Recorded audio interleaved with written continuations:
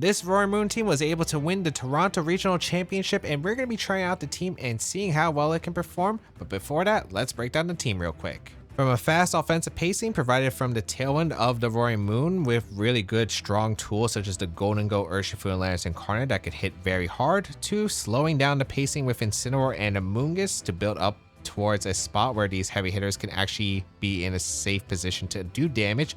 This team has got it all.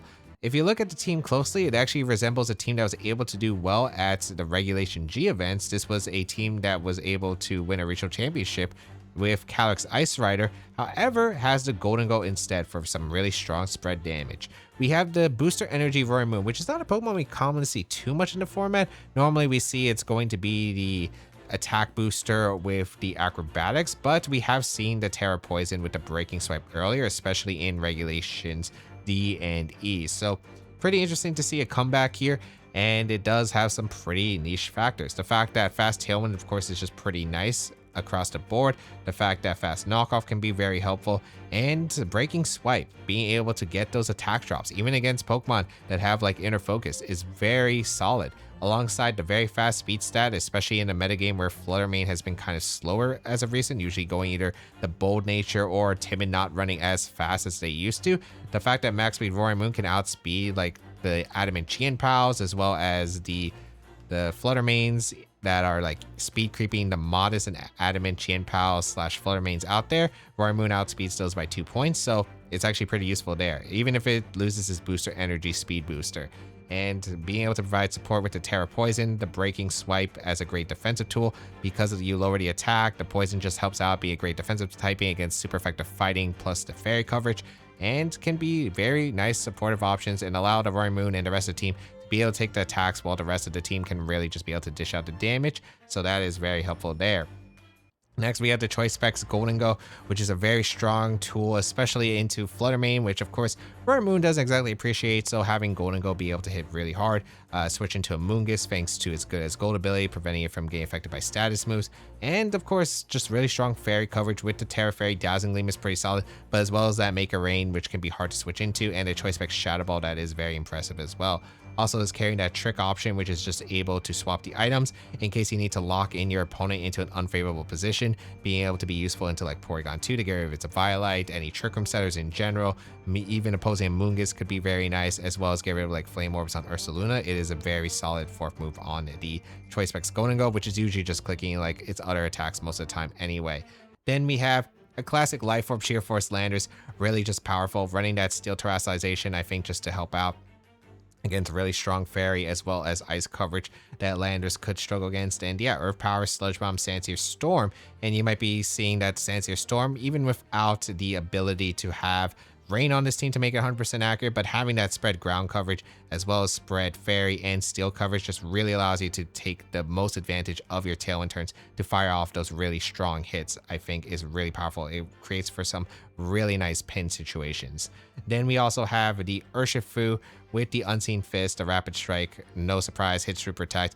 Fire Terastallization has been a bit more common recently, especially into the like combinations like Flutter Mane Chi-Yu, as well as like being able to prevent it from getting burned from like Will-O-Wisp, but also like being able to resist grass attacks while still resisting fire type moves, preventing itself from getting burned from Flame Body and Wisp. Yeah, it is a pretty solid defensive type, especially for like the Flutter Mane. You still resist Make It Rain from the Golden Go. It's good into the Articuno Freeze Dry, and yeah, there's like a lot of things that Terrify Urshifu is just really nice into, with Surging Strikes, Close Combat, Aqua Jet, and Protect. And Protect over Detect, because I'm assuming it's about power points, especially like stalling out Thunderclaps or the Sucker Punches is nice. Terrifier also on Urshifu as also does help out against the Ogerpon Heartflame, which is also pretty nice, I think, as well. Then we have Amoonguss with the Citrus Berry, Terra Water as a great defensive typing against fire and ice coverage that is just really effective against Amoonguss while still being able to resist the really powerful water type attacks from Surging Strikes from Urshifu and the Wave Crash from Dondozo. They do all run Sludge Bomb in this format because it's really important to hit the Ogerpons in the format, especially Wellspring and the Heartflame variants, and otherwise just being able to position with Spore, with putting your opponent to sleep, as well as the Rage Power direction is very solid. And then finally, the Incineroar to help balance it out with the option of the Intimidate, Rocky Helmet to be able to, break any sashes on Urshifu, Chien-Pao that have Ice Spinner, and it's pretty solid as well. Terra Flying just to be able to be a solid option against Landorus Incarnates that are on the opposing side, because they can hit you with Earth Power. You're not weak to the Sludge Bomb, and then you could either go for a knockoff to get rid of the Life Orb, Parting Shot, or Flare Blitz a Terra Steel Landorus potentially as well. It's also really solid. And yeah, just a really good Pokemon, of course. Provides Fake Out and pivoting situations, so you can bring in safely maybe like Landorus Incarnate, Golden Go, Urshifu, or Roaring Moon. Yeah, there's not much to say about the combination of Incineroar, of what it can do. Just Terra Flying is just an interesting Terra type because it's really useful into Landorus Incarnate, which is a pretty big Pokemon in this format, while still being able to resist the Fighting type moves, and it's also good into the Ursalunas out there. Overall, this team just has a lot of solid, strong mods. There's not really too much to say about it. There's a lot of great combinations that you can have with this team, especially lead-wise. You have so many different lead options. Roaring Moon plus Golden Go is probably going to be a pretty common one. You can just go for like Tailwind and really strong attack with Golden Go. You could lead Incineroar and Moongus if you need to slow down the pacing, get something in safely after putting them to sleep, or reducing their damage output with Parting Shot into one of your strong hitters, or getting your Roaring Moon in safely. And yeah, you could just lead a lot of stuff with the Roaring Moon in general, with Tailwind offense immediately, with Golden Go, Landorus Incarnate, and the Urshifu. You could also just lead anything next to Incineroar and Moongus because you have redirection, you have Fake Out support to help with the other Pokemon, allowing them to do what they want to do. Usually some really strong damage output with Landorus Incarnate, Choice Specs Golden Go, and the Rapid Strike Urshifu. And of course, in some cases, you might just lead double offense, where you could lead your heavy hitters next to each other, because if there's a pin situation that you can get while you don't need the speed control, yeah, you can just go for like really strong attacks with like Landorus next to Urshifu, or Golden Go next to Landorus, or Golden Go next to Urshifu. All of them can just do some really heavy damage. So yeah, you have a lot of different flexible options. This team has a lot of power, a lot of tools, and can play defensively as well, with slowing down the pacing with Amoonguss and Incineroar, and help out the heavy hitters, allow them to put in the work by protecting them from really strong attacks that can knock them out initially. If you'd like to check out the details of the team and the creator, they'll be linked in the description down below. But otherwise, let's get started and play some games. But I do have a quick note, which is I did play these games and then my mic was not technically recording during some of these games. So a lot of the beginning of the games are going to be post commentary that I have recorded afterward. And then there will be a few games afterward where I realized my mic was, not working, and I fixed it. So yeah, just a bit of a thing that happened there. I did try to record some more fresh games, but fortunately wasn't really able to. I just think that it's really hard to record like Regulation F because it's not like too many people are playing online tournaments, unfortunately. So I did have to do this. It was a last resort, but hopefully you can understand. But yep, that's going to be the case. So a bit of explanation. We're going to go into some games where I'll be reviewing it with post commentary, and then there'll be a few live games towards the end. So let's get into it. All right, so we have Porygon 2, Ursaluna, Tornadus, Amoonguss, Incineroar, and Urshifu. This is a team that actually won a recent Victory Road tournament. And overall, like, I felt the matchup is just generally fine. I do really like the idea of being able to have a lot of pressure, utilizing the Golden Go, Amoonguss, Incineroar, and Urshifu for the most part. Roaring Moon can be okay, but the problem with Roaring Moon, it's only really good if they bring Tailwind, and they could easily just bring the Porygon 2 and Ursaluna, so it's not really the greatest mon here. Now, I'm debating about different potential leads. I'm thinking of leading Urshifu immediately, but it's not exactly great into Torn lead. If they lead something like Porygon 2 plus Incineroar, it's a bit easier, but I felt like my best lead was just Golden Go. It's good into the most common leads that they would probably go for, which is one of Porygon 2, Tornadus, and Amoonguss. And now I'm just debating about what am I leading with Golden Go. I have options with Incineroar, I have options with Amoonguss, and I do have options with the Urshifu. Now, I'm pretty convinced of what Pokemon I do want to bring. I did debate about bringing Lando in the match just to have a ground immunity on the team, but overall with Terra Flying Incin, it's not like too bad. I decided leading Incin because Incin's just generally safe. I get Intimidate off against the Incineroar potentially. I also get the option to go for like Knockoff and Parting Shot into like really crucial Pokemon. So this is what I decided to go with, as we are going to see Porygon 2 and Incineroar does lead here for my opponent, as I do lead the Golden Go plus the Incineroar. Now, a lot about this matchup, I feel like, with this specific team is you want to make sure you deny the Ursaluna getting in under Trick Room and be able to really throttle your team with the Guts boosted attacks that it does have access to. So you always want to have pressure against the Ursaluna, and you don't want it to come in for free. we noticed that my opponent's Incineroar is the faster one. So I actually am debating about, okay, do I want to go for Make It Rain plus knockoff, or do I want to go for Trick plus knockoff?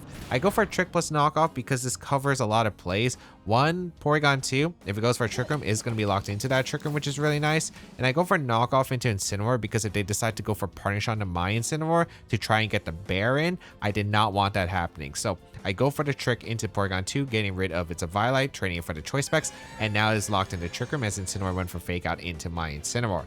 Now I'm actually in a pretty decent spot because I know that the Porygon 2 is most likely going to want to switch out because it's not exactly in a favorable spot here.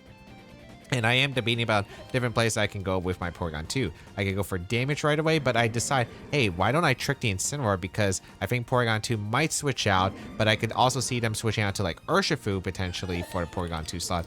And I could see Incineroar going for Parting Shot attempt. I can't go for knockoff into Incineroar because their Incineroar is the slowest one currently because the Trick Room is up. So even if I go for knockoff into their Incineroar slot to try and catch the Ursaluna, it does exactly work out. So I go for the knockoff into Porygon 2 because it most likely is switching out because it is locked in the Trick Room, and out comes the Ursaluna. So I am able to catch the Ursaluna on one of the slots. I was hoping to catch the Ursaluna somewhere, and it is going to be that slot. And the Incineroar also switches out, and this is going to also be into the Urshifu. So I get a pretty good turn off where I'm able to steal the item on the Urshifu and get rid of the Flame Orb on the Ursaluna. So it won't be as active, which means the Ursaluna a lot less threatening. Like a non-burn Ursaluna is definitely not as scary as a burned Ursaluna with guts. So we are also able to trade a Focus Sash on the Urshifu that we reveal, which is really nice. And now I'm in a pretty good spot because the Ursaluna again can't really do too much.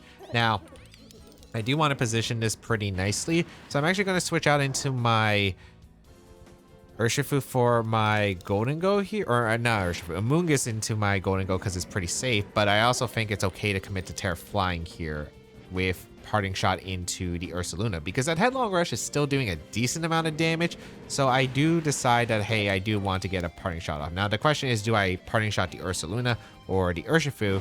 And I think I actually target down the Urshifu because I know the Urshifu is attacking and I don't want Close Combat coming out into my own Urshifu potentially that I am debating about switching into. So yeah, I did actually go for Parting Shot. This also covered if Ursaluna protected for some reason, but I had a feeling that they were going on the offense, but I was debating, okay, do I want the Parting Shot into the Urshifu or do I want the Parting Shot into the Ursaluna?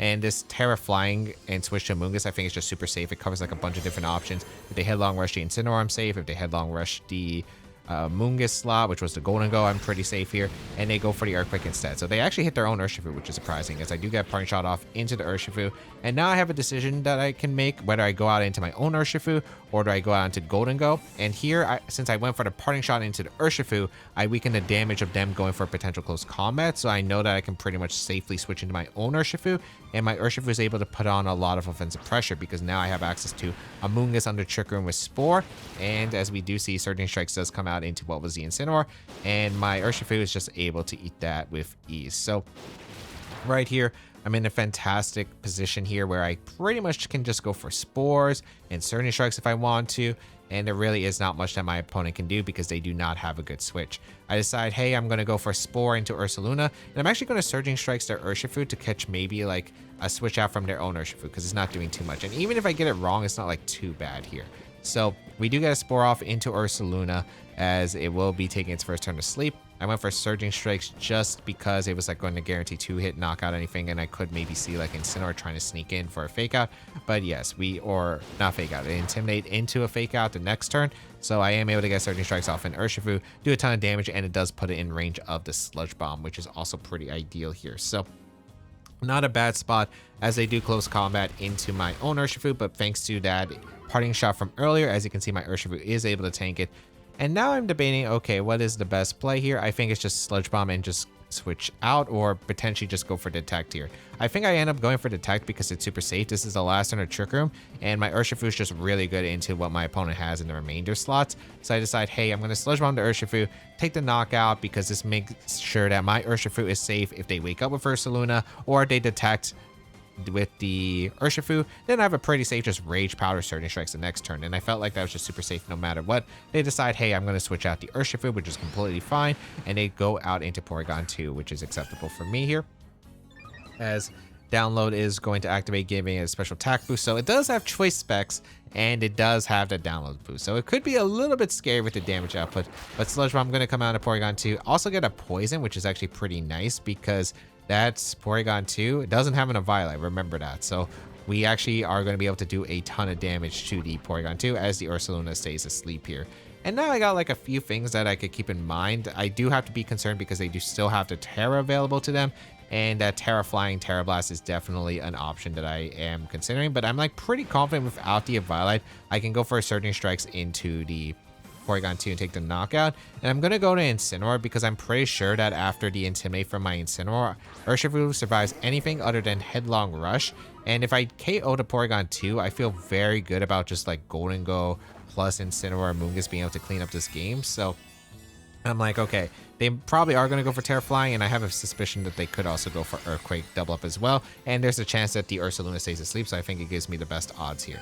Porygon 2 does go for the Terra Flying, but I'm like, I'm pretty sure Surging Strikes does KO here without the Violet, and as we can see, it does take the knockout into the Porygon 2. The second hit was almost enough to take the knockout into the Porygon 2, as we do finish off the Porygon 2. So my opponent's Terastallization is gone, and the Porygon 2 means that they don't have a form of speed control remaining on the board. Ursaluna, is it going to wake up is a question, and what does it go for? Does it go for Headlong Rush, or does it go for the Earthquake that it had? But it stays asleep for another turn, which means that this game is pretty much near over at this point, because now I have access to Fake Out plus Surging Strikes, and yeah, there really isn't anything my opponent can do. Urshifu comes in. I have a very simple just Fake Out the Urshifu and just Surging Strikes the Ursaluna, and they don't have Terastallization, so all I have to do, just aim for the Ursaluna slot, make it a 2v4 scenario, and then I'm just in a really good position, right?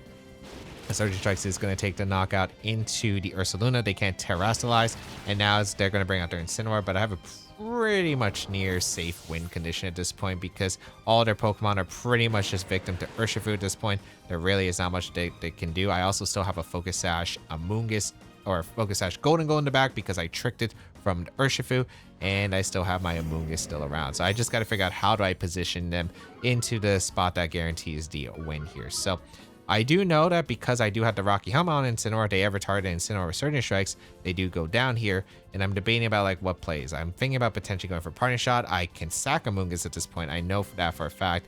And I'm like, okay, if they double up my Urshifu slot, I do get my Urshifu back in thanks to the Incineroar, going for Parting Shot, and then I also get my Urshifu next to Incineroar. I can Fake Out Surging Strikes. It is a good game from there.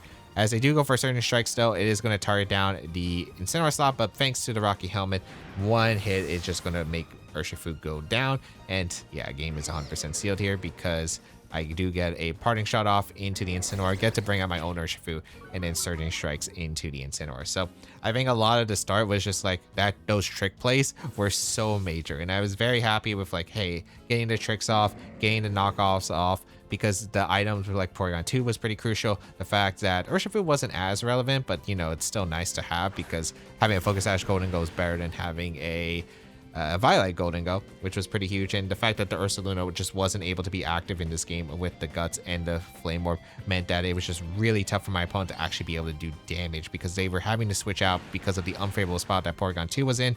And I can just lock this game with Close Combat plus the Sludge Bomb. I went for Close Combat, I think, just in case it was Rocky Helmet, but I did knock off the item earlier. But yeah, it doesn't really matter at this point. I am able to win the game with Close Combat and am able to win the game. So it was super solid, and yeah, didn't really think there was too much other than, again, just denying the Ursaluna, which is a huge part here in these Ursaluna matchups, is you don't want to get Ursaluna a free switch under Trick Room. All right, we have Iron Crown, Entity, Urshifu, Regidrago, Ogerpon, Heartflame, and Tornadus. A pretty common team in Regulation F. And matchup-wise, it's a bit tricky. Now, Iron Crown Entity isn't too scary for this team. Double Dark with the Roaring Moon plus Incineroar combination, as well as having a Golden Go, does really help out in dealing with the Iron Crown. The other mode, on the other hand, is where it gets scary because, as you might notice, Regidrago, a little bit scary for the team if positioned right. There's also Redirection on this team, as well as the Urshifu, which, of course, Urshifu is just going to be scary no matter what. And it's not like Amoonguss is really that great of a Pokemon here because there is a Psy Spam combination that they do have, as well as Ogerpon, Heartflame, and Tornadus. So not exactly an easy one. Here, lead-wise, I'm pretty sure that I was confident in just, hey, I think that the Roaring Moon can do really well here because it does match the Tailwind, which I think is really nice. Also, a good thing about like max speed Roaring Moon with booster energy is it does outspeed modest Regidrago under Tailwind, so that's a huge thing. And I'm debating about what lead I want to do. I was debating about Landorus so I could Sandsear just in case, but I decided I'm just going to go Golden Go because if I lead Landorus, it's a little bit weak to the Urshifu Torn lead that they could go for. So I felt like Gold was just a bit better. And then I bring Incineroar back because I'm not really a huge fan of bringing Urshifu into this matchup. It doesn't really do too much, I'd say. And I did think Incineroar was nice because there was like one line I could see with my opponent maybe going with like an Indeedee Trick Room route instead. But yeah, we're going to bring the Roaring Moon Golden Go lead, and we do face off against the Urshifu and Regidrago. And here, I feel like this lead's pretty good for me. My opponent didn't lead any form of speed control, no form of redirection. Both Pokemon are two fairy type two fairy weak Pokemon that Golden Go can just click Terra Fairy Dazzling Gleam, and I don't see a problem with just going for a Tailwind plus a Terra Fairy Dazzling Gleam. I'm trying to figure out how to get out of this position. I'm thinking, okay, they probably either like maybe switch out one of these Pokemon and Terra with the other. They could protect the Regidrago and Terra the Urshifu, or are they going to just Terra the Regidrago straight up? Because right here, they're not in a great spot, especially usually the Urshifus on these kinds of teams do run Choice Scarf. So right here, I have a really good offensive position because I'm like, okay, if they take the knockout into Roaring Moon with close combat or Draco Meteor, then that is fine because then I just get a free switch to Landorus. Landorus next to Gold, really hard to switch into. Earth Power plus Dazzling Gleam. There isn't really much I think my opponent can really do, and they can't really damage to Gold this turn and get rid of the Roaring Moon, right? Because if I still have Roaring Moon available, Fast Knockoff and Breaking Swipe are actually really annoying for my opponents. So go for the Terra Fairy with the Golden Go, as we see Regidrago protect, but we see no Terra on Ursh, and I'm like, unless the Ursh changed its item to have Focus Sash or something, then I should be able to just get a knockout here, have the speed advantage, and would be a phenomenal turn for me. So Regidrago protected itself from the Terra Fairy Dazzling Gleam as the Tailwind that did boost the speed on the Golden Go to outspeed the Urshifu. We do take the knockout into Urshifu, and Urshifu goes down. And now I'm just up speed control, and I still pressure the Regidrago the next turn. It probably has to Terra or switch out the following turn unless it just wants to go down to attacks. But we see Iron Crown come out, which is not what I anticipated. I thought like maybe Torn would come out, but no, we see the Regidrago come out, and I'm like, okay, it's probably back Indeedee at this point because he probably didn't bring solo Iron Crown, and it's still awkward for you because now I can just go for knockoff into Dazzling Gleam into the Drago. This covers like Terra from the Regidrago as well as like an Indeedee switch for the Regidrago coming out. And knockoff into Dazzling Gleam didn't KO the Iron Crown anyway and would put it in range of like any attack that I have from Pokemon in the back anyway. So I feel like with all of those factors considered, this is probably like my best angle of attack is just to go for like knockoff Dazzling Gleam into the Regidrago. Because even if I lose both Pokemon here, I probably can just get Landorus into a solid position. We see a Terrestrialization come out, and it's going to be the Iron or the Regidrago into the Steel typing, which means they probably get a double knockout here, but I'm completely fine with that. At this point, with the combo that I have, one, I get rid of the Dragon Fang on the Regidrago, which is absolutely huge because getting rid of that Dragon Fang means that I take less damage from my Incineroar, which means it's really hard for my opponent to damage Incineroar because they did get rid of the ability to Water Terrestrialize and go for Terra Blast. And for some reason, we see Tachyon Cutter into the Roaring Moon. I don't know why. I think my opponent probably tried to overread on a hard switch from Golden Go or maybe a Protect for some reason. But yeah, I had really no reason to. Again, Landorus plus Incineroar is like pretty safe here to cover pretty much anything in the back. And here I'm like, okay. They did go for Dragon Energy, which did make it a little bit strange for me because they went for Tachyon Cutter. This means the Regidrago does have access to Draco Meteor, and Draco Meteor does do a lot of damage. I'm a bit worried if my Lando even survives the Draco Meteor because even without the Dragon Fang, Regidrago's ability is just really powerful. So I'm like, okay, maybe I do have to go for Sandsear Storm, and I will swap out into the Incineroar here. And the reason I swap out Incineroar is it's pretty good offensively into this. If they go for Expanding Force, switch to Indeedee, and I miss Sandsear, it's a bit annoying. So I feel like as long as maybe I connect one of my Sandsears, where it's into Iron Crown or into Regidrago, I just win the game. Because if I hit one into Iron Crown, that means that I should be able to win with Golden Go. And if I do hit one into the Regidrago, Incineroar should be able to win the end game. So I'm like, okay, I'm willing to risk the Sandsear Storm here. As we do see the Regidrago switch out, this is going to be the Indeedee. And yeah, like Indeedee can't really do too much here. as it does set up the Psychic Terrain, but I still have my Incineroar fully health, and they cannot Terrasilize and go for Terra Blast into my Incineroar. So they go for Protect, the reposition, as I did go for a Sand Seer, and as I mentioned before, it also punished any defensive plays. But yeah, if I land a Sand Seer, I'm in a great position to win, and Sand Seer does land into Entity, and that means I pretty much have the game sealed. And here I'm like trying to figure out how I guarantee lock this, and I decide I was going to double the Iron Crown initially, but I knew that Earth Power and Entity and Flare Blitz is better than Iron Crown regardless. The reason is in case the Iron Crown goes for a double protect, and I double up in the Iron Crown, and they go for like Trick Room Affinity, and then somehow I get a position with Regidrago plus the Iron Crown or Trick Room. But even then, like, it probably doesn't win them the game because Incineroar and Lander are just in such good positions, right? Because in order to knock out the Landers, which is already a big threat to Iron Crown and Regidrago, they have to attack this turn. And if they attack this turn, that means Entity and the Iron Crown go down because I'm going for Earth Power plus Flare Blitz. So regardless, I pretty much have a pin here, and if they get Trick Room up, Incineroar is just the slowest thing, so it'll be the fastest thing on the Trick Room, and because they Terra Steel the Regidrago, they can't really do much. So this switch also just lost them a lot of momentum, but it wasn't much they could do. I thought maybe they would just go for Sandseer Storm, miss, hopefully, like they prayed I went for Sandseer Storm and miss, and maybe they could claw something out, but even then, like, yeah.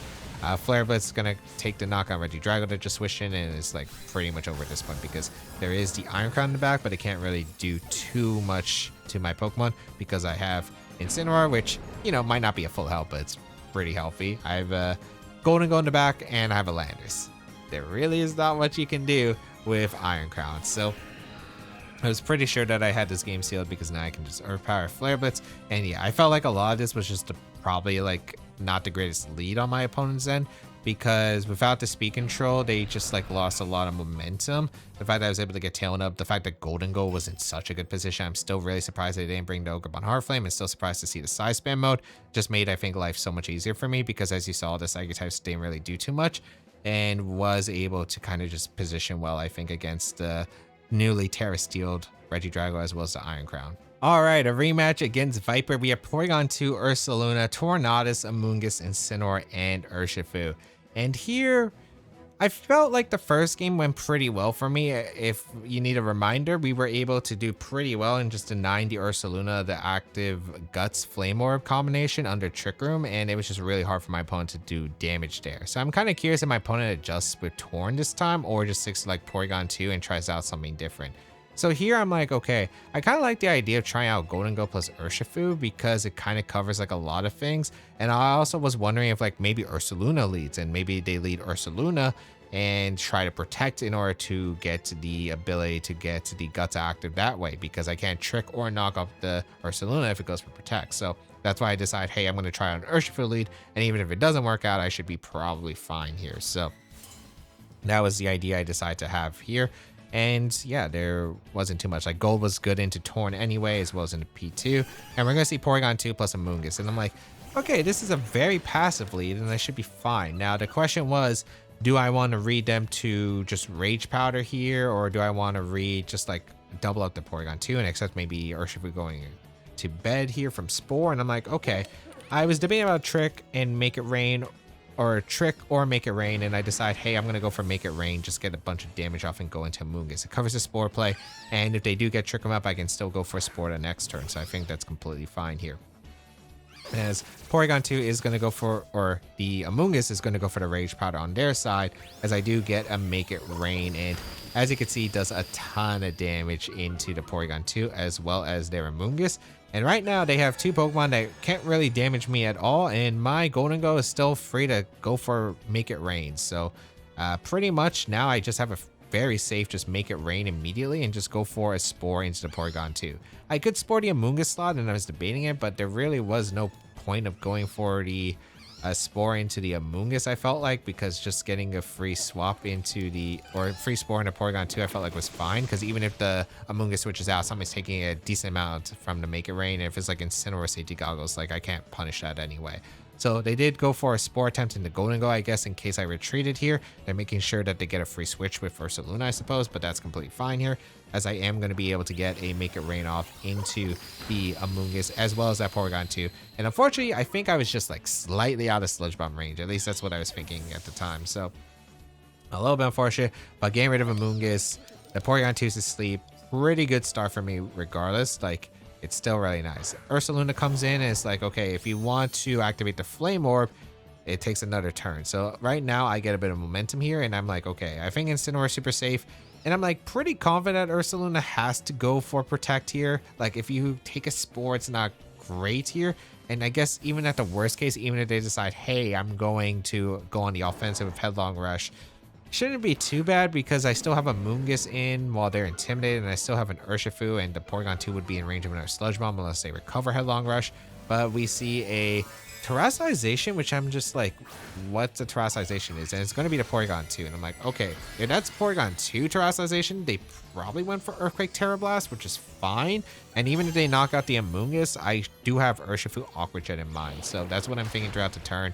Sludge Bomb goes into Porygon 2. As you can see, I barely miss the knockout as they go for Earthquake, and yeah, it doesn't do too much with the Intimidate. Porygon 2 does wake up and is able to get a Ice Beam off, and I was surprised it wasn't Terra Blast because Amoonguss does survive. If they went for Terra Blast, again, it would have been a knockout, but granted, like, did it change anything? Not really, because I would have just had access to going for a Aqua Jet with Urshifu and just fake out the Ursaluna because they Terrasilize. So it wasn't like that bad of a situation, even if like that did happen. So here I'm like, okay, what do I want to do? It's a pretty safe fake out on Ursaluna and just Sludge Bomb to Porygon 2, I'd say.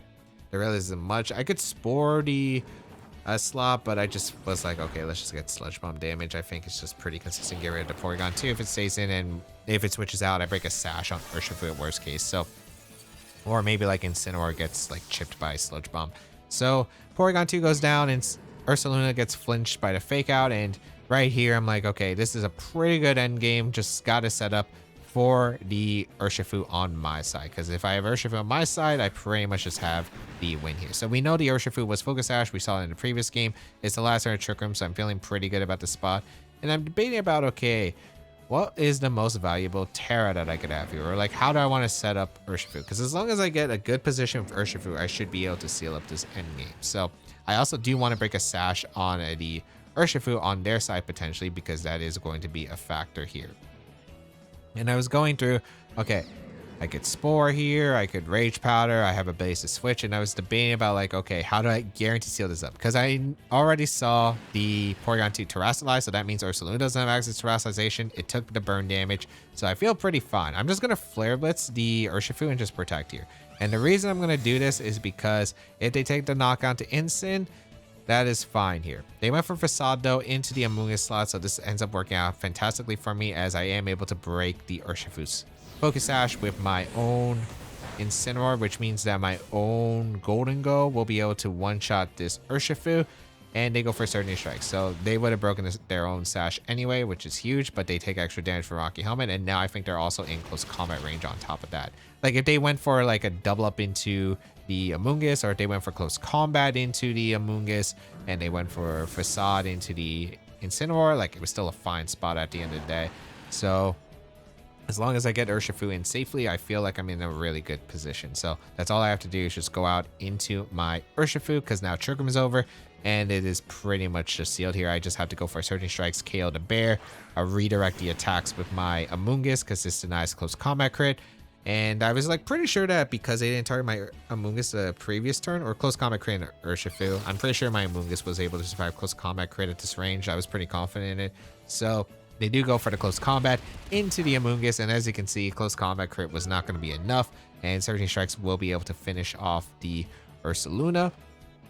And now it's a 3v1 against the Urshifu, and now I'm in a really good position because all I have to do is just target down the Urshifu with close combat and the Rage Powder. So yeah, I felt like overall, like the passive lead, that's kind of the thing about passive leads. They did it to prevent the potential of the trick, but it didn't work out for them because they had just such a passive lead. I was able to build up momentum by getting my own Amoonguss in safely. Golden Go was just like immune to everything that they could really do, and I felt it was pretty solid. So they go for close combat into Amoonguss once again, and Amoonguss does go down, but Overall, not really too much to say because all I needed was one attack onto this Urshifu, and Amoonguss did buy me this attack, guaranteed to get a close combat off into the Urshifu, and that will be able to seal it up. So once I really was just able to get, again, pretty much just deny a lot of the momentum that they were able to have access to, because they weren't able to, they this time did get the Flame Orb on Ursaluna, but they were still in a very awkward spot at the end of the day because they already lost a lot of resources at the start of the game. All right, next team that we are playing was the Cresselia, Raging Bull, Torkoal, Hisuian Lilligant, Ursaluna, and Incineroar. And this is a very tricky one because not only is the ability to switch into Torkoal a little bit hard, but also the fact that they have Cresselia, which means it's a lot difficult to actually hit it, because I do have like maybe something like the Golden Go, but of course that is bring Golden Go into a Sun team. There's their Incineroar that I have to worry about. The Cresselia usually carries safety goggles usually on these kinds of teams, I feel, because of the fact that Amoonguss is always a Pokemon you do have to watch out for. So lead wise, I don't really have many options. I pretty much am forced to lead something like Golden Go plus Incineroar because of the fact that I am, you know, immune to the Sleep Powder with the Good as Gold on the Golden Go. But yeah, it's not really great into Lilligant mode, but if they lead to Tricker mode, it could be like a decent option that I do have here. And I decide I'm going to bring Amoonguss and Lando in the back, because Urshifu, not really powerful in the sun, and Lando's pretty good offensively. I just got to make sure that I can handle the Cress. But they do lead the Lilligant Torkoal, and I'm like, this is always a fun little time, because of course there is the option for like After You plus like Eruption. I don't know what the item on the Torkoal is. I don't know if it's specs or if it's a Protect Charcoal set. And pretty much if I get this turn wrong, I could be in a really big trouble. So here I'm just going to go for a Fake Out Shadow Ball into the Torkoal and hope that is one of the specs variants. That was basically my idea. If they decide, hey, I'm going to close combat the Incineroar, they do take the damage from the Rocky Helmet, which means the sash is broken, which is nice. Or if they go for the After You attempt with the Terra Ghost, this actually works out fine for me. But they do reveal it is going to be the Terra Ghost Lilligant, and I'm like, okay, that's actually really beneficial because I didn't target down the Lilligant slot, but they did reveal Protect on Torkoal, which is a little bit ugly, but granted, not the worst here, as Fake Out going to go out into the Torkoal slot, and the Lilligant is free to do whatever it wants. It decides to close combat my Incineroar, and I am able to take it pretty well thanks to the Intimidate and Lilligant not having the best attack stat in the world, but it is still a bit of a concern. The Rocky Helmet did break the Focus Sash, however, but right now I am pretty much forced to use my Terrassalization because I can't really switch into the attacks from the Torkoal, and I'm like pretty confident this is going to be After You Eruption coming out. I'm like, okay, don't really have much of a play here. I decide I'm going to Shadow Ball the Lilligant because I'm debating about like, okay, what helps me more? Being able to survive the After You Eruption, like, do I want more After Yous coming out because they could go for After You Heat Wave the next turn? I think it's just better to get rid of the Lilligant and not have to worry about Sleep Powder so that my Landers can handle the Torkoal. So they do go for the After You play with the Lilligant, allows the Torkoal to move first, and it is going to go for the Eruption. And I'm like, I think Incineroar survives this, and what's nice is, yeah, Incineroar does survive that, which is absolutely huge, and I'm able to get a Shadow Ball off into Lilligant. I was debating about like, okay, is Shadow Ball worth it more into the Torkoal slot if I do survive the Eruption with the Incineroar? I'm like, I always need to KO on Lilligant, so I know the Gold is probably surviving or has the best chance of surviving, and then I decide to go for Knockoff. And Knockoff is pretty nice here into the Torkoal because it also gets rid of the Charcoal on the Torkoal, which means its Fire-type moves are doing less damage, as well as the power of like that Heat Wave is a big one. So they bring out Raging Bolt, and now it's like, this is a bit concerning. I don't have a way to get a really good free switch here, which is very concerning. If the Raging Bolt is fast is not great, but they could also just Thunderclap here, which is not ideal. And I'm like debating about, okay, I probably need Golden Go because if it is going to be the Cresselia in the back, I can't really beat it because I know I'm losing a Mon here. So here I'm like, okay, I think my best play here is to switch out and just hope that Amoonguss can survive the turn. And I'm like, okay, I could Parting Shot, but exactly what do I Parting Shot out into? I kind of need the Golden Go. I can't really risk my Landers here because if I risk my Landers, I'm in a terrible spot. So I'm like, okay, do I go for Parting Shot or do I just knock off? And I decide, hey, I'm going to knock off the Bolt because the extra knockoff damage shouldn't matter in a Torkoal. They might be clicking Heat Wave this turn, and I could get rid of an Assault Vest on the Raging Bolt, which is huge. So I go into Amoonguss here as they do Thunderclap into my Golden Go because Shadow Ball was threatening the knockout into Torkoal with the specs. I do get the knockoff into Raging Bolt, and it is going to confirm a Life Orb instead. And Eruption is going to come out from the Torkoal. And as you can see, that knockoff was actually really big because I was able to survive the Eruption with the Amoonguss. Just barely, just barely. I was surprised to see the Eruption there, but yeah, maybe I could have went for the knockoff into the Torkoal, but now it's still kind of a weird spot. So now I get a free switch to Landorus. But the problem is they do have a Cresselia, and I am seeing a line that they could do here to get Cresselia in, and it could get really ugly. So I'm debating about it because, like, right here, I do have Sandsear Storm as an option. I have Earth Power, the Raging Bolt plus Spore. So I decide, what do I have to do? If they make the Cresselia play and protect, I'm in a really bad spot. So I decide, hey, you know what? I have to risk the Sandsear Storm. I have to get Golden Go in to threaten the Cresselia because otherwise it's just a really bad position for me. As they switch out their Torkoal and they do go out into the Cresselia.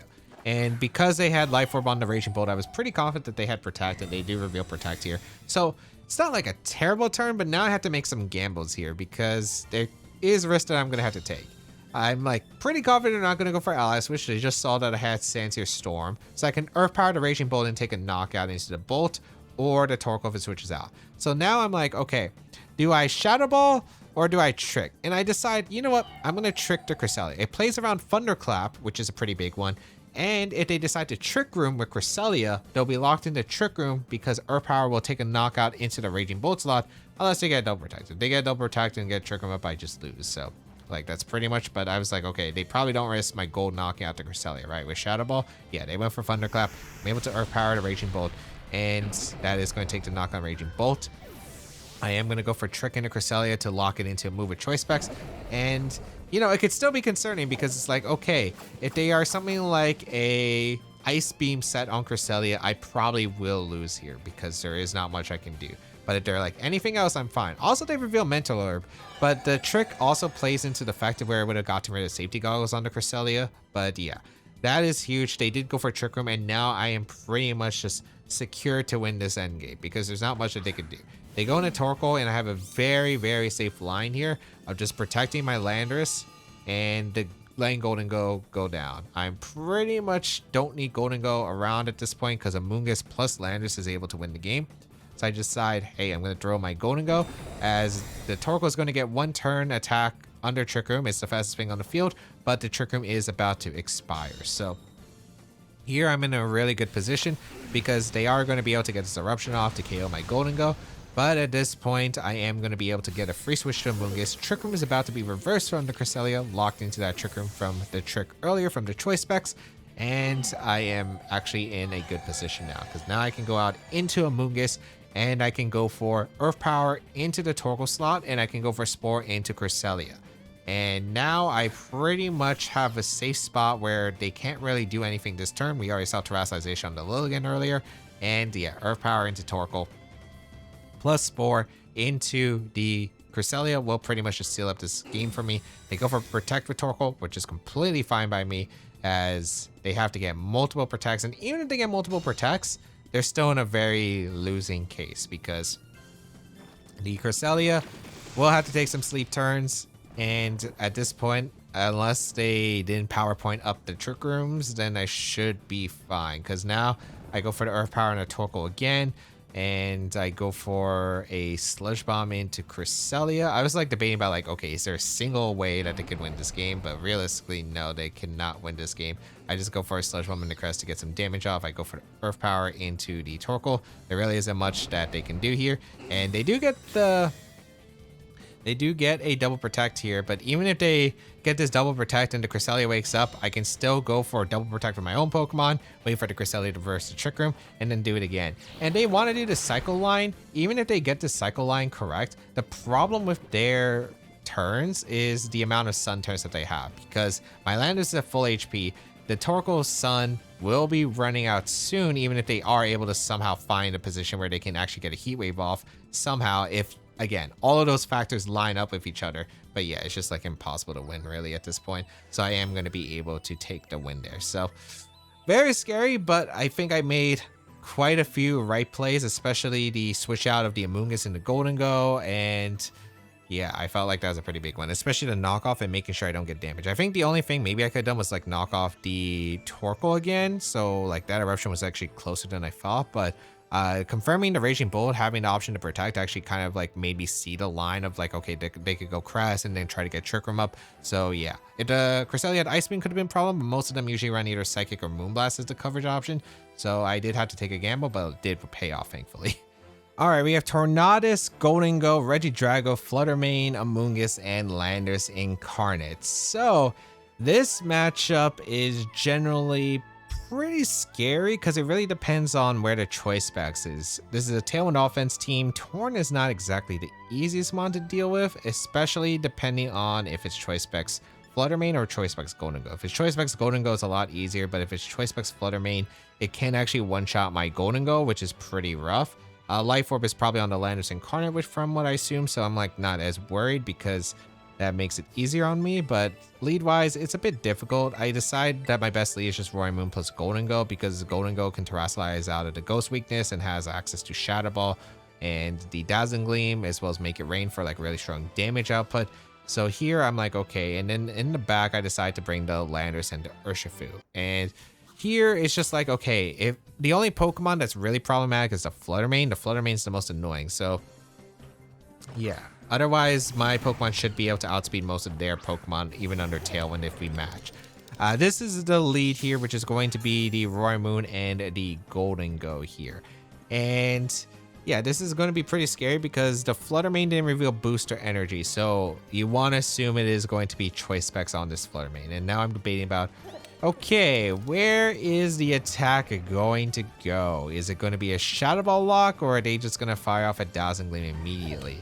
Now, if they Shadow Ball Nitera Poison, it's bad. If they go for a Dazzling Gleam and I don't Terra, it's pretty bad. So regardless, I'm like a bit stuck on this turn because I'm trying to figure out, okay, what can I do here? And I kind of realized this after the turn, but I made a misplay here. And the misplay here is by going for Tailwind and going for Terra Fairy Make It Rain.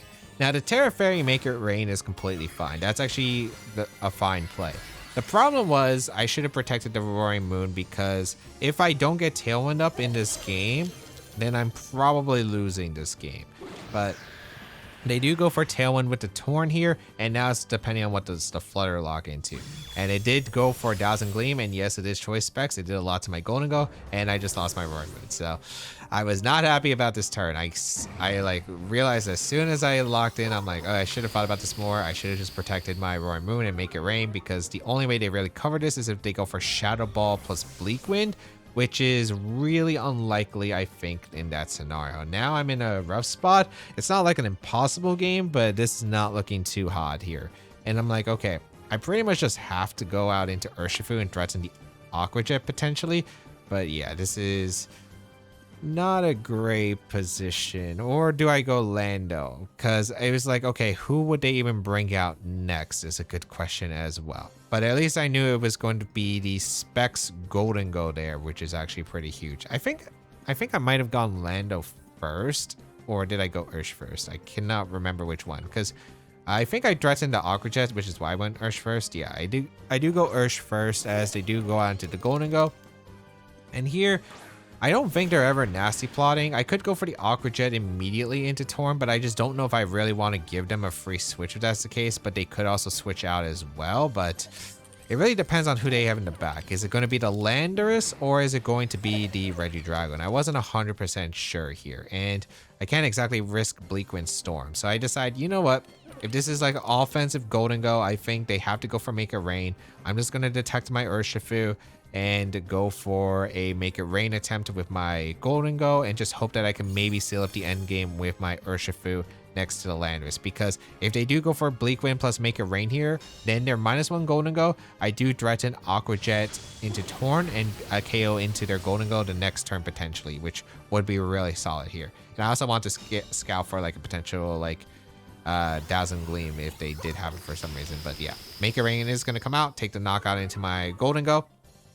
And here I'm like, okay, this is an okay spot, but the question is, does the Torn switch out? I wasn't sure who they have in the back.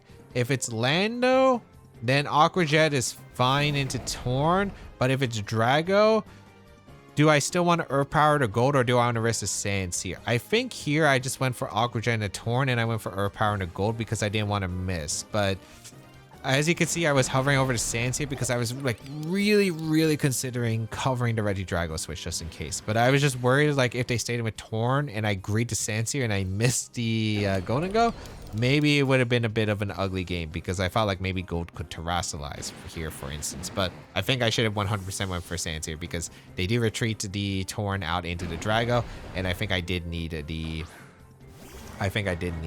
Sands here. I think if I went for Sands here and if I at least hit the Drago, I think I win the game here.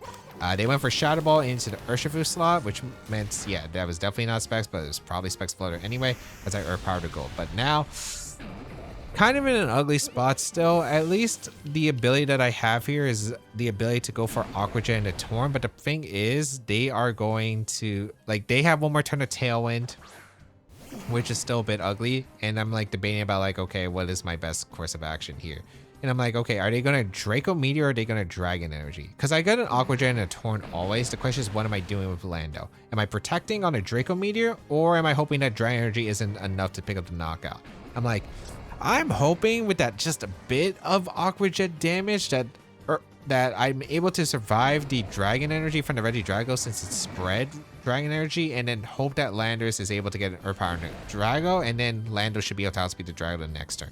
That was basically, I think, the hope that I was going for, and that is what I decided is my best course of action. If they Draco Meteor here, then they have to Draco Meteor my Lando, and they have to hit 2 Draco Meteors. So I could also dodge a Draco Meteor at that case as well. So I'm hoping for the Dragon Energy not KOing the Lando, or that Draco Meteor misses. They do go for Dragon Energy. It crits the Urshifu. It wasn't a crit into Landorus though, so the game was over. But definitely a few misplays here for me. Definitely the turn 1 was a huge mistake, and by not protecting the Roaring Moon, I think Make It Rain was always the play as well as protect. And then the next turn was the ability to go for the Sands here. Since I was already down behind, I think I should have just risked it anyway, because it was technically my best coverage play. So I think that I couldn't really, try to safely win that game. I think I had to go for the odds, and I think Sands here was the better play. And yeah, I think that was the final game before I realized my mic actually wasn't working as much anymore. So I think I do have a few more live games that will show. And actually, I think we're about to get a rematch against Samo. And you'll hear me talk a lot about it, because I did try to get a few battles live recorded. All right, we have Tornadus, Golden Go, Regidrago, Fluttermane, Amoonguss, and Landorus incarnate. Now, fun fact, I've played this tournament, I've literally played a bunch of games. I was just like, oh, I finished a video, and then it finds out my mic isn't working. It stopped working right in the middle of the first game, so I had no audio. It's actually funny because I think Samo was the opponent that I just had recently. Okay, so we have Torn, Golden Go, Regidrago, Fluttermane, Amoonguss, and Lando. I did lose this one, but I do remember making a lot of mistakes in this one. So I'm gonna lead with Roaring Moon Golden Go, which is just generally good because it covers a lot of their leads. They do have Specs Flutter, which is a bit annoying, but granted, it's fine.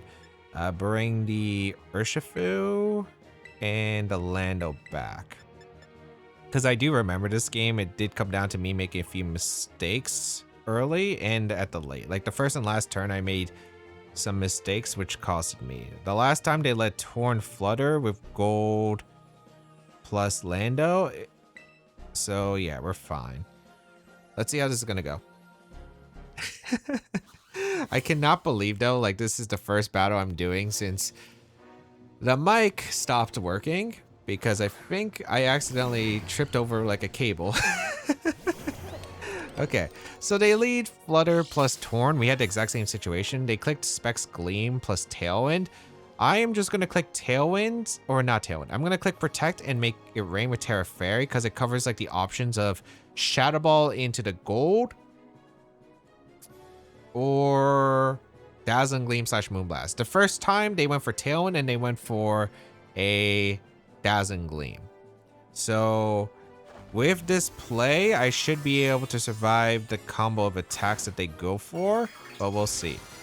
But yeah, the first time I let my Roaring Moon go down, which was actually really bad for me because I didn't have Tailwind up, but I did learn from that first time. So let's see. We do Protect. I should leave an attack in the Bleak Wind, especially if they go for Tailwind. We're good. Okay. They go for Dazzling Gleam, which is fair. So they make the same play as the first game. Gold hangs on. We get Make It Rain off. Goodbye Flutter, and the Torn is weakened. So that is a very solid start because if they go Regidrago, which they have, they're going to take a Make It Rain, which is fine by me, and they can't hit my Golden Go for much damage. If they decide, hey, I'm going to go out into Golden Go, then I get my Tailwind up, which is nice. So now I go for the Tailwind myself, and I go for a Make It Rain.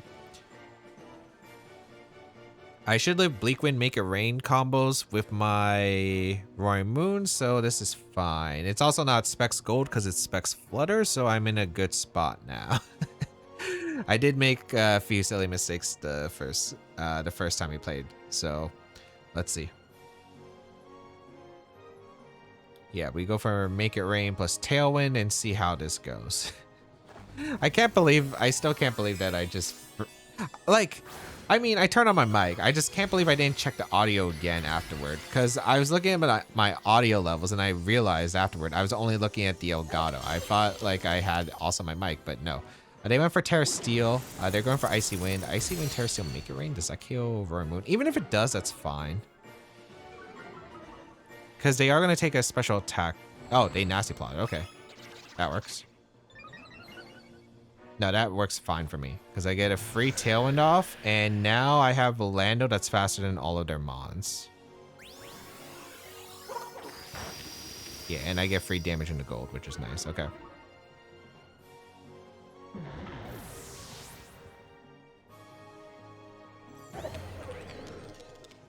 So that's very, very nice. They're going to go on to Drago. I'm trying to think of how I seal this guaranteed without, like, screwing myself over. They're +2 Tailwind. I think the play is just to protect my Moon, Make It Rain. Yeah, no, this is the play. Okay.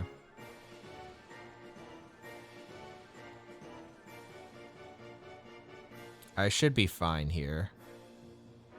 No, yeah, I should be fine here. So I protect the Moon, and they go for Dragon Energy, Make It Rain. Yeah, the Drago's faster than the Gold. Good to know. So it's probably Timid Drago and Modest Gold, I assume. Make It Rain. That's going to KO my Golden Go, but that's fine.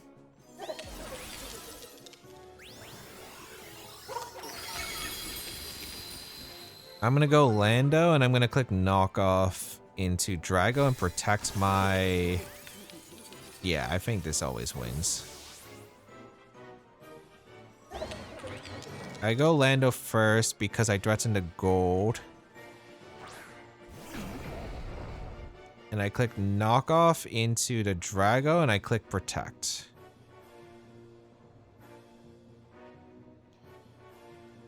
Because if I get rid of the Drago's item, I'm in a really good shape to win. My Roaring Moon should be faster even after that Icy Wind speed drop because of the booster energy. And if I get rid of the Dragon Fang, the Drago really doesn't have much damage output that I can go for into my Lando and Ursh endgame, especially after it's weakened. So let's see if Gold protects. Did he protect Gold? Beautiful. Because the Lando, I think, incentivizes Gold to protect more than like Ursh coming in. So I do get the knock off in the Drago. Huge damage, puts in range of Earth Power 100%. As a Dragon Energy, that does take the knockout into Roaring Moon, but now I get in gold next to Lando, and now I get to go for close combat with my extra turn of Tailwind and Earth Power, and I guarantee to win here.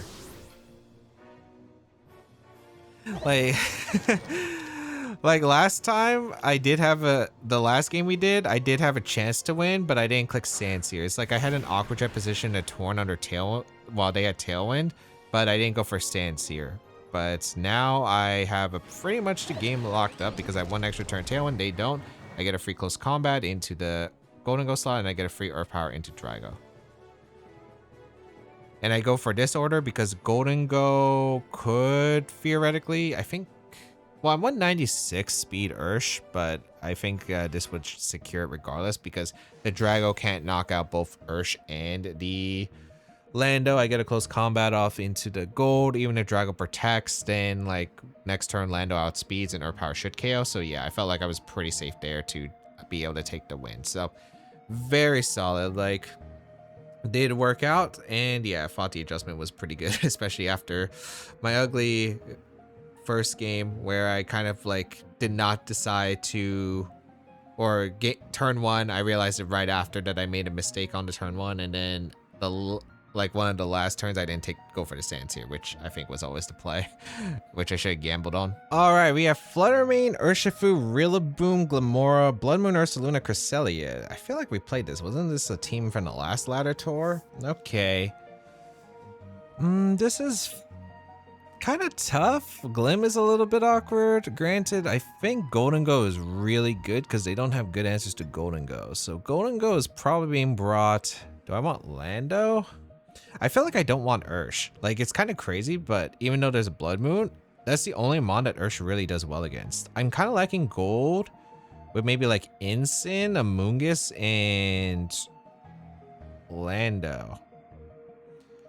And I kind of like that. I think I'm going to do gold plus Amoonguss lead with Incineroar and Lando. I think it's really solid against my opponent's team. Because Terra Steel Lando can put in a ton of work. Urshifu, I'm not really a big fan of like how threatened is across the board. But yeah, like I do think that Amoonguss is really good to help out with Blood Moon Ursaluna under Trick Room, as well as like Rillaboom, Urshifu, and of course Glamora T-Spikes if they ever go up.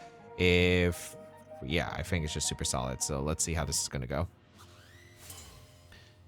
I think Incin's really nice because of the Rillaboom, as well as like knocking off the crest, so I can actually go for spores into it. We're going to see Urshifu Rillaboom, which is fine, into Golden Go Amoonguss. That's perfectly acceptable. Okay. So the question is, do I want to go for a Terra immediately or not? I could go for Terra Fairy Dazzling Gleam if I really, really want to. I could go Incin as well. A little bit of a tough decision here. A little bit of a tough decision. I feel like the best play is just to throw off a Shadow Ball into the Ursh and Rage Powder, because they probably just fake out anyway. Oh, they detect. Is this high horsepower? Good play if it's a high horsepower. That means Incin was better, but even then it's still fine.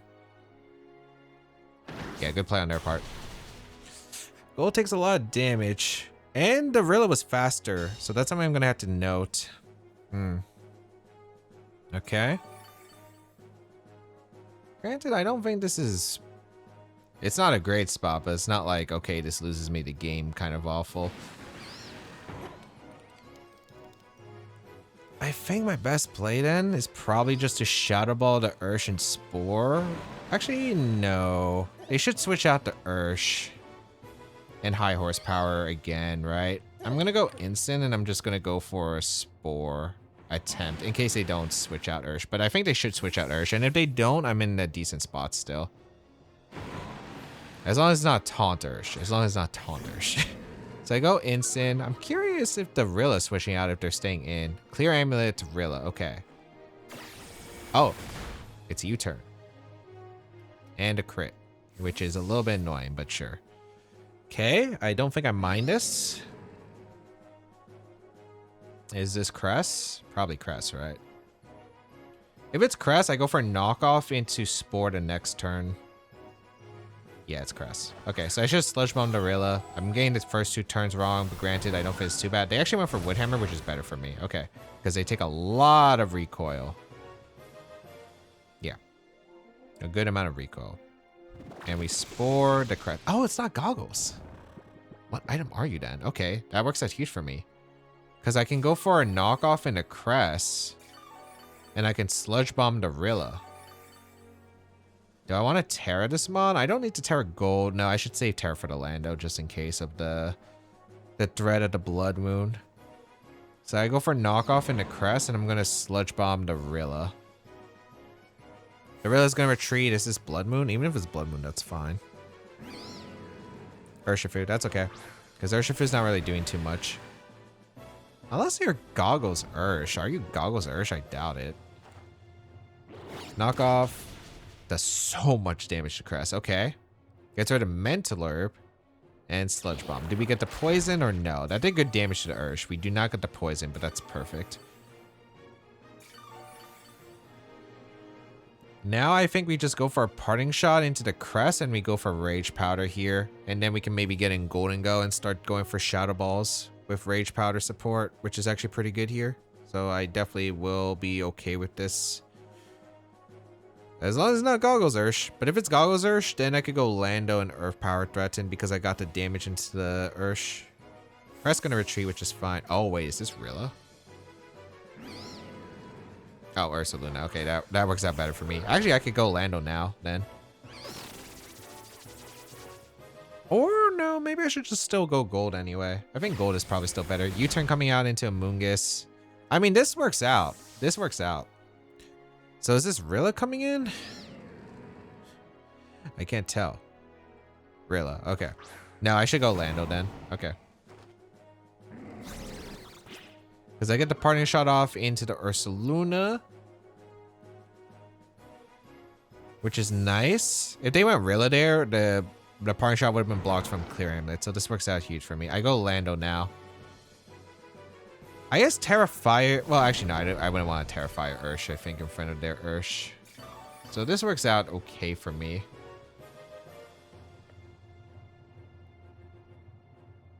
I don't see a problem with double protecting here, even if they get to reposition. Like, what did they get to reposition? A Crest that's asleep or an Urshifu that's outspent and threatened by Earth Power the next turn? I don't think, like, any of them are difficult to deal with.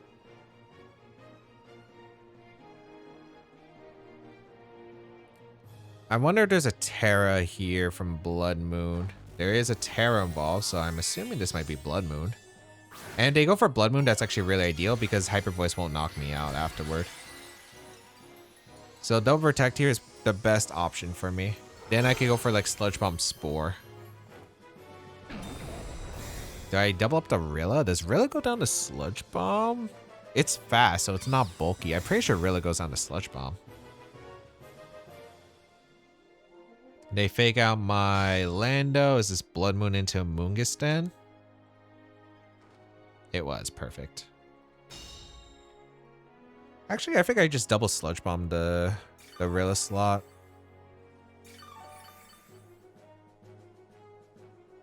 I do kind of like the idea of doubling the Rilla slot because they might protect the Blood Moon. Because Hyper Voice is not taking a knockout on either of my Mons, so I'm gonna double Sludge Bomb. It catches switches, like Crest goes down and Urshifu goes down and the Rilla goes down, then I think I just go for like Sludge Bomb KOs, I assume, from Lando, and then Sludge Bomb into Ursaluna. That puts in range of Earth Power. So Crest's gonna come in, and yeah, they protect. Okay, so this works out. I get free Sludge Bombs into the Crest. And this should KO? Ooh, it does not. Okay, but that's fine.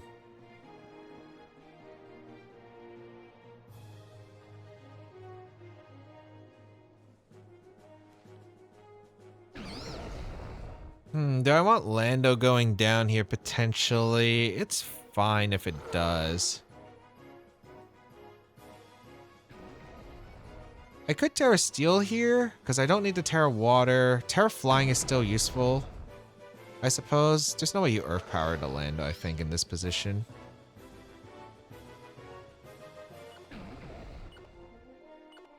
I think I Sludge Bomb Protect. Let's see. Because I think this is a Blood Moon or a Hyper Voice. I just don't know into which slot. If I get rid of Crest, that means they can't get Trick Room up, which means they're playing a game without Trick Room, which is really rough for them. And I don't have to worry about Lunar Blessing from the Crest. So we protect the Moongus, we Sludge Bomb. This covers a Blood Moon into either slot. If they Earth Power, they are quite crazy. They could, I guess, but we'll see. I do KO the Crest. Nice.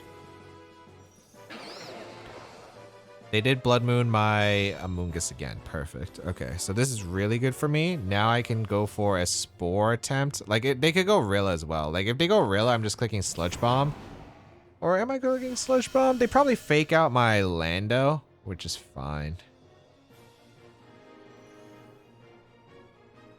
I think I just Sludge Bomb the Rilla and I click Spore into the Bear. Because, yeah, if they switch out the Bear to finally get the stats redropped, they could fake out either slot. I either get a Sludge Bomb into Rilla or Spore and Ursh. Both are really good here. They fake out my Moon, so this works out pretty good for me because I am able to get the Sludge Bomb off into the Rilla. And I do take the knockout because it's a really fast Rilla with Assault Vest. So that works out pretty well for me. And now I'm on a really good offensive position here. Do I want to click Rage Powder plus Earth Power? Probably. Probably.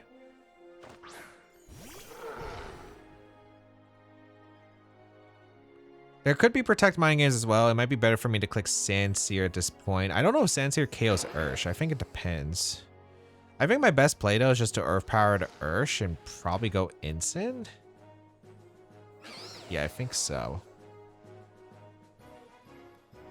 Maybe I should have thought about this because this is still -1 close combat. It might knock out the Lando. I think Lando's probably faster than Ursh unless it's Jolly. Well, it has to be Jolly to outspeed Lando. So let's see if it's Jolly. If it's Jolly, I don't think close combat can knock out Lando, but we'll see. Well, it is Jolly, but they go for Surging. Oh yeah, because it's U-turn, they probably didn't have close combat, right? Or they were Scar, but this actually works out huge in my favor because I do get the Earth Power into the Ursh. Ursh goes down, and I think the combination of Gold and Moon should be really safe for this endgame. They go for Blood Moon. This is going to KO the instant, I'm assuming. Yep.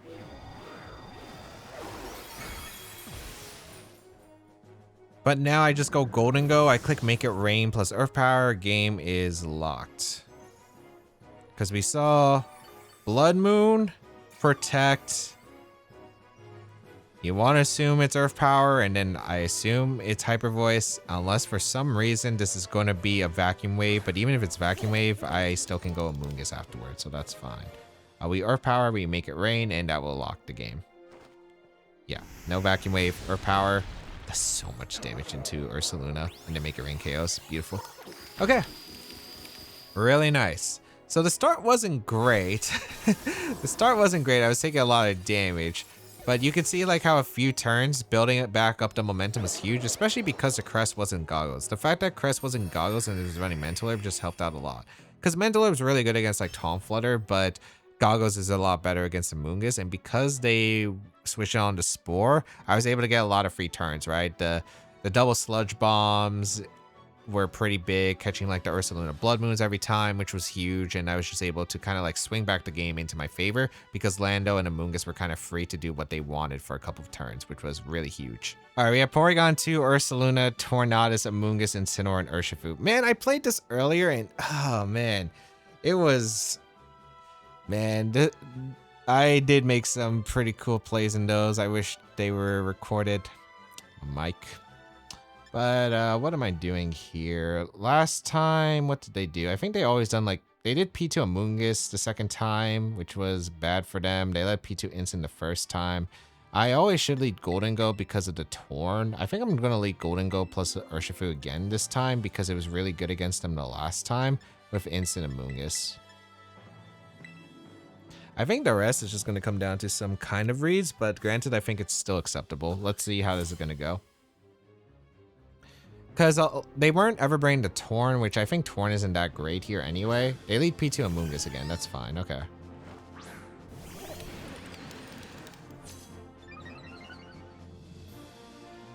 Kind of curious what they do here. I'm actually going to trick the Amoonguss. So last time the game 2 we had, I went for Make It Rain switching to Amoonguss. I think I always go Amoonguss here, and I think I'm going to trick the... Or no.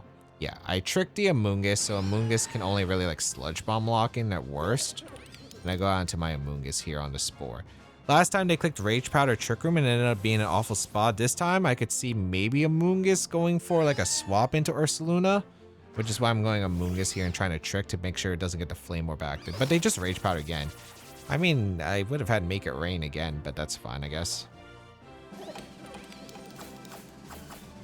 So I get to trick the Amoonguss. It could be locked in a Spec Sludge Bomb, I suppose.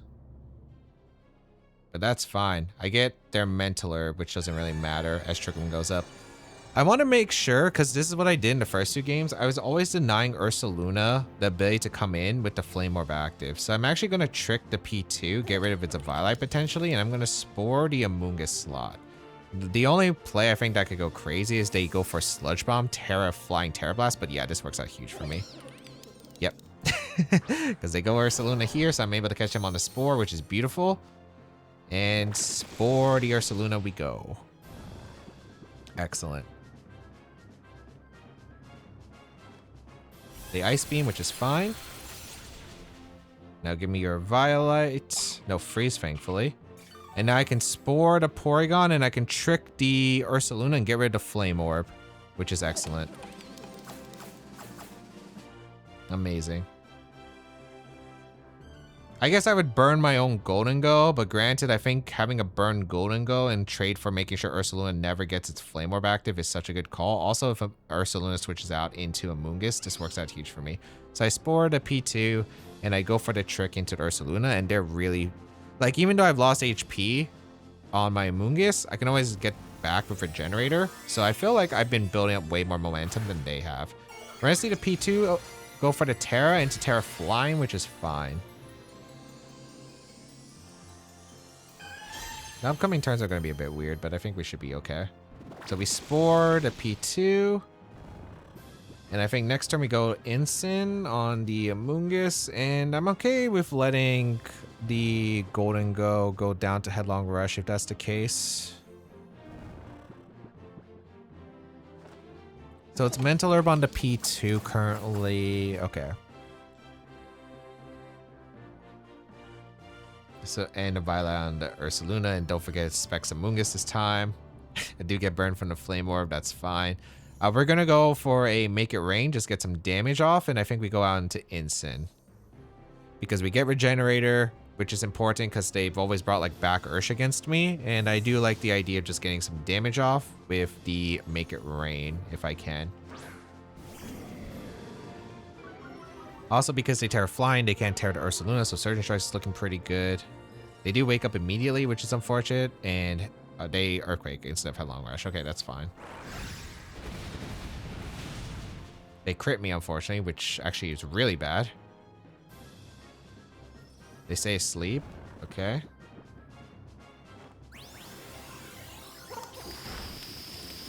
Get some damage off. That's a really bad crit on Incin. Incin could have been way healthier. Because my answers to Amoonguss actually are still not, like, great damage-wise. But yeah, I guess I can go for another Make It Rain plus a Fake Out into Ursaluna. If the P2 wakes up, it gets a KO, and then I get a free switch, which is fine. And they don't protect, so assuming I can get maybe a decent attack off again, that'd be nice. They do wake up, though, and they go for Terra Blast. Is this into Gold, or is this into Incin? It is going to be into Incin. So I still get another Make It Rain, which is decent, but yeah. Okay. I guess I can get Surging Strikes Make It Rain, so it's not awful. And I crit the Ursaluna back. I don't know if the crit's actually helpful. I think I would have preferred Ursaluna staying around, mainly because now they get a free switch to Amoonguss potentially, which is not great for me. Trigger returns to normal. I mean, we go Urshifu here. Are they going to bring out their own Ursh? If they go their own Ursh, this is tough. Yeah, they bring out their own Ursh. I think I need gold around, so I have to go Amoonguss, and I kind of have to go for Surging Strikes. Yeah, this is a tough position, because they should always switch out the P2 into Amoonguss, and I had to switch out my gold because I need gold and go around to deal with their Amoonguss damage-wise. Oh, wait, they stay in with Porygon too. Okay, that's a mistake. That's huge for me. Okay.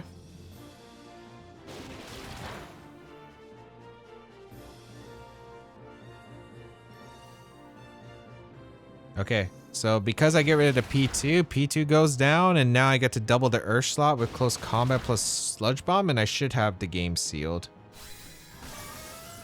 Unless they close combat crit my Ursh, I guess. Because they are Focus Sash Ursh from what I played against them. But yeah, they should have probably went into Amoonguss. I think if they went into Amoonguss, having P2 around would have still been nice. And also Amoonguss wasn't threatened. Now, because they're locked in, I can actually double up their Ursh slot pretty safely. So I go for Sludge Bomb close combat. Because that should knock out the Sash Ursh. And if they go for Rage Powder, that's fine. Because they're locked into Rage Powder, so I don't even know how they beat Amoonguss. As they go for close combat, and because they went for close combat, they also take the Sludge Bomb damage as well. Like, they take more damage from Sludge Bomb. Is it worth saving the Urshifu? Not really, it's just always better to attack. Yeah, as you can see, Sludge Bomb's now at 2 a KO, so now I can Sludge Bomb, and I can go for close combat into the Ursh slot, but yeah, they're forced to Rage Powder because they are choice specs locked into it. I get the Sludge Bomb and Ursh. And Golden Go wins guaranteed. I could either... I was debating about tricking back to choice specs, but it's just better to go for Shadow Ball. Yeah, it's just better to go for Shadow Ball a bunch of times. And Sludge Bomb going to knock out the Urshifu. Nice, so Urshifu goes down. Beautiful. But yeah, if I had Instant healthier, it would have been nice to be able to like survive Terra Blast. I was debating about going for Terra Flying with the Instant, but the crit did a lot of damage to my Instant, so that made things a lot tougher, especially with potential like Amoonguss. Just getting rid of Amoonguss was just going to be difficult, but luckily it didn't really have a consequence in the end. So yeah, I can go for Shadow Ball plus Sludge Bomb. They're locked into Rage Powder. So yeah, perfect. Thankfully, it didn't come back to bite us, but yeah, just the ability to trick so many different items against this team was actually kind of insane. We got rid of, we put Amoonguss into an Aqua Spot, P2 Violet was gone, and then we tricked the Ursaluna out of its Flame Orb, which was insane. Was insane. As yeah, they're gonna Rage Powder again, but this works out pretty well in our favor. So Shadow Ball gonna KO the Amoonguss, and yeah.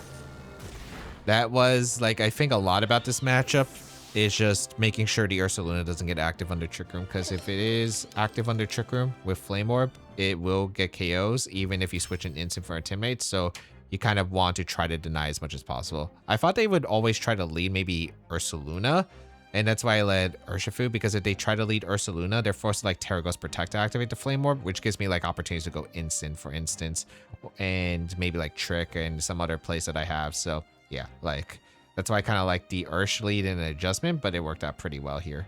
And this is the result. We did take first place in the ladder tour once again, and I did play another ladder tour with this, but I don't think the games are going to be shown because I couldn't find games like afterward. Originally, I was going to try to get like all the games live commentated, but unfortunately, like I wasn't able to find many games in the next ladder tour that I competed in. So I decided, you know, last resort again for post commentary. And there might be more post commentary with at least Regulation F stuff. Unfortunately, it's just kind of the nature of like how the space is right now, because I think a lot of players are also tired of Regulation F as well. So a little bit unfortunate, but I hope that it is not too much trouble. But I felt like the team, it does have some strong points. Like, I think it's a really good team. Obviously, it was able to win a regional championship. It has great tools. You have Tailwind speed control. You have really good hitters in Golden Go, Landers, Incarnate, and Urshifu. And of course, like great defensive tools with Incineroar and Amoonguss that can change the pacing of the game, right? So it's a really strong team. Not much to say. Were there some weaknesses that I probably could say? Yeah, it's there's some times where if you are playing on the defensive, it can be a little bit weak. If you aren't able to do like standard Incineroar and Amoonguss stuff against like really fast Tailwind stuff like Tornadus, I think Specs Fluttermane could also be a little bit troublesome. Because playing guessing games against Fluttermane can be a little bit annoying if they're actually offensive, can one-shot the Golden Go. But across the board, super solid team. You should go check out the creator as well as check out the rental code that they have listed down below the description and the pay spin as well. And yeah, subscribe to the channel for more VGC content as always.